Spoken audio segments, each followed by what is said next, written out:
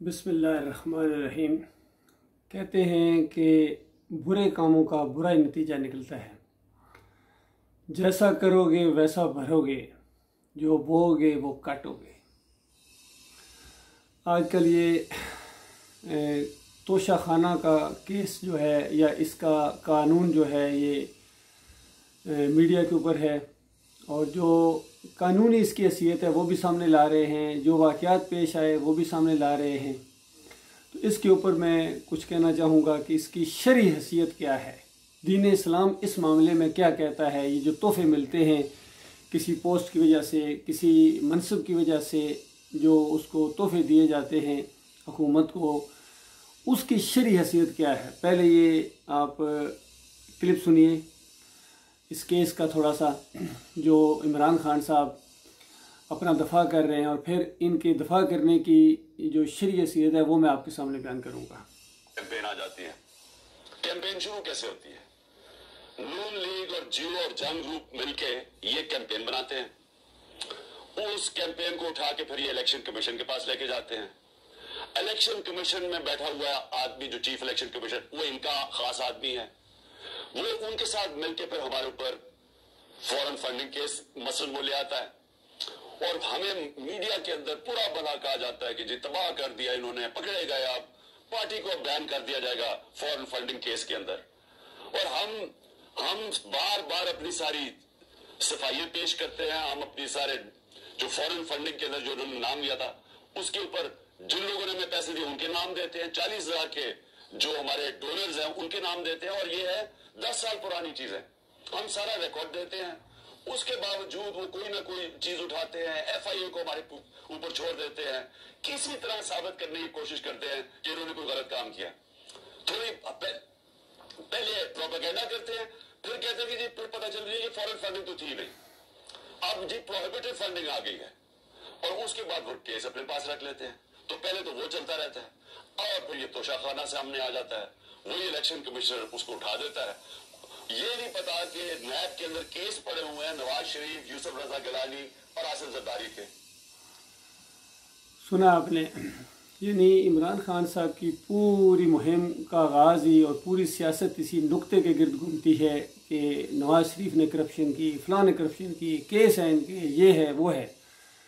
ये बात बिल्कुल सही है कि अल्लाह ताला ने आपके ज़रिए इनको पकड़ा है, और उसके बाद आप भी उन्हीं असूलों के तहत कैसे बचेंगे। जब वही काम करेंगे, उसी नोयत का काम करेंगे, तो फिर ये कोई तरीका नहीं होता है कि अगर किसी केस में इंसान पकड़ा जाए तो बजाय इसके कि उस केस को डिफेंड करे सही तरीके से, ये कहता फिरे कि फ़लाँ ने भी तो किया था ना जी, फ़लाँ ने, उसको क्यों नहीं पकड़ते, उसने मेरे से ज़्यादा बड़ी चोरी की थी जी, ये हुआ वो। इस तरह की बातों से केस ख़राब होता है, और आपकी सादक और अमीन होने के ऊपर फ़र्क आता है।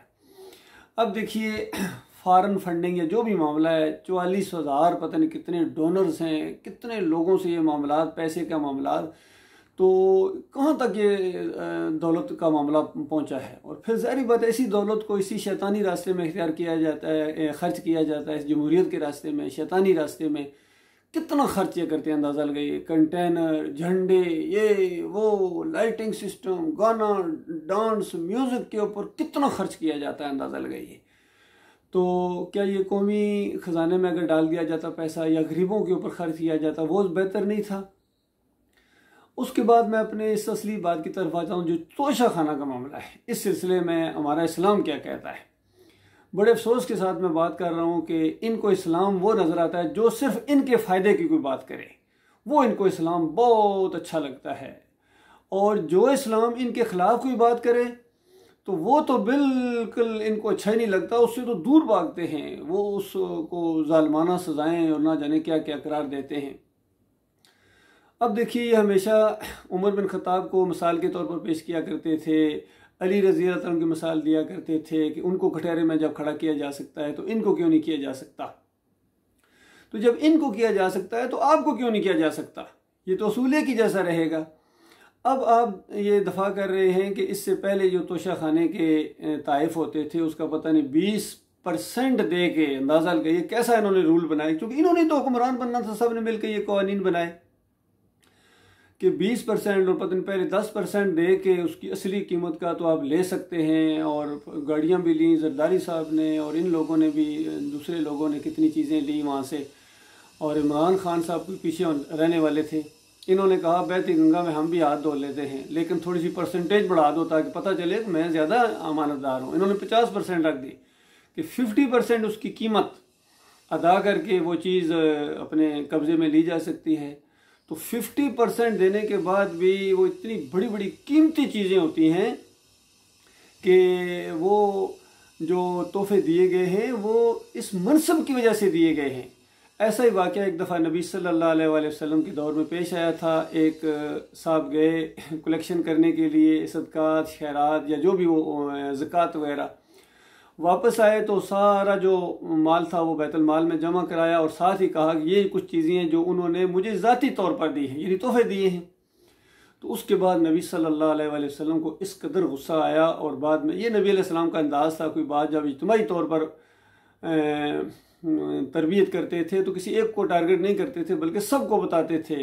तो दूसरे दिन या जैसा पहला मौका आया वो लोगों को इकट्ठा करके कहा कि ये लोगों को क्या हो गया है, ये जाते हैं, मैं इनको भेजता हूँ कि ये यानी ज़कात वगैरह इकट्ठी करने, जो मुसलमानों का हक़ है, गरीब लोगों का हक़ है, मफ़हूम बयान कर रहा हूँ मैं उसका, और वापस आके वो जमा कराते हैं और कहते हैं ये कुछ दूसरी चीज़ें हैं जो मुझे लोगों ने तोहफे के तौर पर दी हैं। ये अपनी माँ के पास क्यों नहीं बैठा रहा, फिर लोग आके इसको तोहफा देते तो मैं देखता। यानी अपने घर में अगर बैठा होता, इस मनसब के ऊपर ना होता, तो वो लोग घर में आके इसको ये तोहफा देते। यही चीज़ यहाँ भी लागू करें।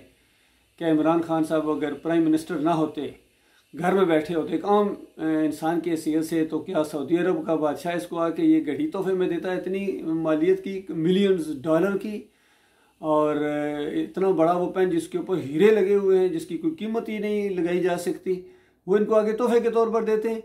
हरगिज़ नहीं। इससे पहले भी मामला जो गाड़ियाँ मिली हैं, जो जरदारी खा गया, जो नवाज शरीफ और ये मरियम नवाज खा गई, ये सारी इसी तरीके से इन्होंने खाई हैं। लिहाजा ये केस जब सामने आ गया है तो इस्लाम का तरीका जब नहीं अपनाओगे तो फिर ज़िल्लत और ख्वारी तो आएगी। पहले आपके हाथों उनकी आई है, अब उनके हाथों या किसी और के हाथों आपकी आएगी।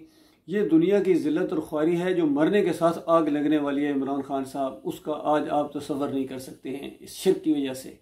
क्योंकि ये मुशरकाना निज़ाम जमहूरियत, फिर इसके अंदर उर्स हैं, मेले हैं, मज़ार पूजे जा रहे हैं, रुकू और सजदे हैं वहाँ, और फिर 11वीं के देगे हैं, फिर 12वीं के केक काटे जाएंगे बड़े एहतमाम के साथ, फिर 10 मुहर्रम की वो सबीलें हैं, फिर वहाँ जो है हलीम गोटी जा रही है, फिर घोड़े की पूजा है, कभी जनाब आप इमाम दामन बांधते हैं, मैंने खुद देखा आपका वीडियो पट्टा बांधते हुए या अली मदद का, फिर कभी आप जन्नती दरवाजे के नीचे से गुजरेंगे जन्नत हासिल करने के लिए, कभी वहाँ जाके अजीब व गरीब हरकतें करेंगे अपनी अलिया के साथ। वो जो फूलों की चादरें चढ़ा रहे थे, फूल इधर उधर बखेर रहे थे उसने अमराद मज़ार के ऊपर, उसके बाद वहाँ जाके सजदा आपने किया है। और फिर ये और बात क्या अपनी मान रहे हैं कि ये वो सजदा नहीं है जो ला इलाहा इल्लल्लाह मुहम्मद रसूलुल्लाह पढ़ने वाला शिर्क कर ही नहीं सकता। तो शिर्क कर ही नहीं सकता तो फिर क्यों जाके शिर्क किया है? जब शिर्क किया है तो ला इलाहा इल्लल्लाह फिर आपको नहीं बचाएगा, क्योंकि यही सजदा जो मोहब्बत में सजदा किया जाता है। सजदा कभी नफरत में हुआ है? कहते हैं मैंने उस मोहब्बत में, अकीदत में मैंने सजदा किया है, मैंने उनको बहुत बड़ा बुजुर्ग मानता हूँ और बड़ी तालीमात, और मैंने उनको बड़ा पढ़ा है, खाक पढ़ा है आपने, उनकी किताबें अगर पढ़ी होती है आपने सही तरीके से, तो फिर उसके बाद वो अकीदत ना होती। सारी जो आज शिर्क और कुफर यहाँ हो रहा है, इन्हीं सूफियों की जो तालीमात है, इनकी किताबें भरी हुई हैं शिरकिया वाक़यात से। कश्फुल माजूब हो, फ्यूज़ यज़दानी हो, उज्जतुल्लाह अल बालगा हो, मलफूज़ात हो हज़रत के, जितने ये गन शकर की किताबें हों, जितने इनके खतूत हैं आगे पीछे, सब इसी तरह की पीर परस्ती, कब्र परस्ती से भरी हुई हैं, और आपको अकीदत है शिर्क के साथ। तो याद रखना ये चंद दिनों का मामला है, चंद दिनों का मामला है। बड़े आपसे ज़्यादा समझदार लोग, आपसे ज़्यादा आवाम को दीवाना करने वाले, रोटी कपड़े का ऐलान करने वाले, सोने के दरवाजे लगाने वाले, और इस्लाम लाने के निज़ाम मुस्तफ़ा नाफिज कर देंगे, इसके नारे लगाए उन्होंने। अगर आप आज मदीना रियासत का नाम लेते हैं तो आप नए नहीं हैं, इससे पहले आते रहे। इस कौम की बदबख्ती ही यही है कि जो नारा लगाता है इस्लाम का दौड़ पड़ते हैं पीछे, जो नारा लगाता है कि सबज़ बाग दिखाता है दौड़ पड़ते हैं पीछे।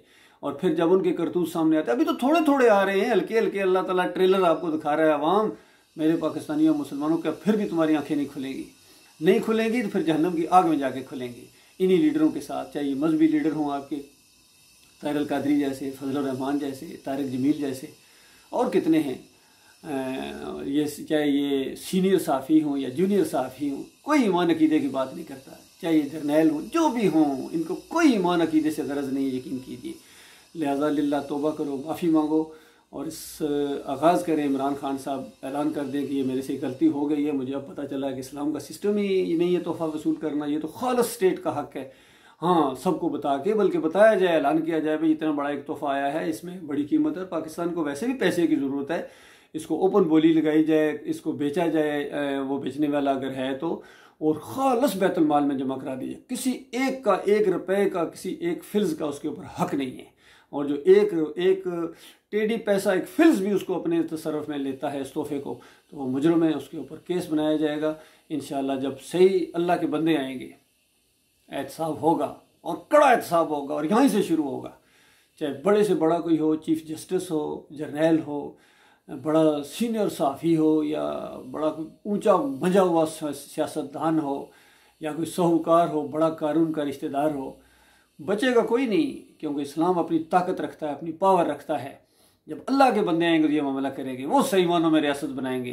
पाकिस्तान यानी पाक सरजमीन, इस ज़मीन से जब आखिरी बुत को, आखिरी मज़ार को, आखिरी पीरी मुरीदी को और तावीज़ गंडे को और जमहूरियत को जब किक लगाई जाएगी और पूरे ज़ोर के साथ और आंखों में आंखें डाल के इसको कुफ्र शिर्क साबित किया जाएगा और ज़हनी मुरीबियत को ख़त्म कर दिया जाएगा, किसी का में डर नहीं है सोए अल्लाह के, उस वक्त लोगों को पता चलेगा कि ला इलाहा इल्लल्लाह का क्या मतलब होता है। ला इलाहा इल्लल्लाह पढ़ने वाला ये सारी हरकतें करे, ऐसी चीज़ें करे, मोहम्मद रसूलुल्लाह पढ़ने वाला ये हरकतें ऐसी करे और कहे कि मैं नबी अलैहिस्सलाम का उम्मती हूँ, कि नबी अलैहिस्सलाम की उम्मत को मैंने कलमे का मतलब बता दिया था।